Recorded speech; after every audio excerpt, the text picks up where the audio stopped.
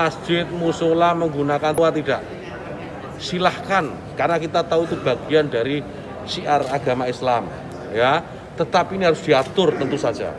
Diatur bagaimana volume speakernya gitu, toanya itu nggak boleh kenceng-kenceng, 100 desibel maksimal.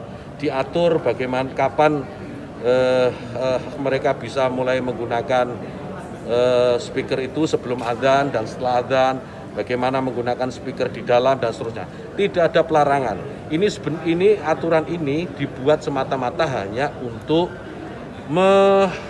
membuat masyarakat kita semakin harmonis, meningkatkan manfaat dan mengurangi mafsadat. Jadi menambah manfaat dan mengurangi ketidakmanfaatan. Karena kita tahu, misalnya ya, kita tahu di daerah yang mayoritas muslim, hampir setiap 100 meter, 200 meter itu ada musola masjid. Ya, bayangkan kalau kemudian dalam waktu yang bersamaan mereka semua menyalakan toanya di atas, kayak apa? Itu bukan lagi syiar, tapi menjadi gangguan buat sekitarnya. Kita bayangkan lagi, kita ini muslim, saya hidup di lingkungan non muslim, ya. Kemudian rumah ibadah saudara-saudara kita non muslim itu bunyikan toa sehari 5 kali dengan kenceng-kenceng secara bersamaan, itu rasanya bagaimana? Yang paling sederhana lagi, tetangga kita ini kalau kita hidup dalam satu komplek itu misalnya, kiri kanan depan belakang pelihara anjing semua. Misalnya menggonggong dalam waktu yang bersamaan nih, kita ini terganggu enggak?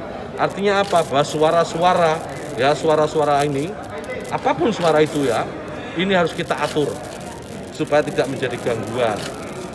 Ya, speaker di musola, masjid, monggo dipakai, silahkan dipakai.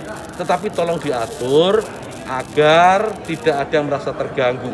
Agar niat menggunakan toa, menggunakan speaker sebagai sarana, sebagai wasilah untuk syiar, melakukan syiar tetap bisa dilaksanakan tanpa harus mengganggu mereka yang mungkin tidak sama dengan keyakinan kita.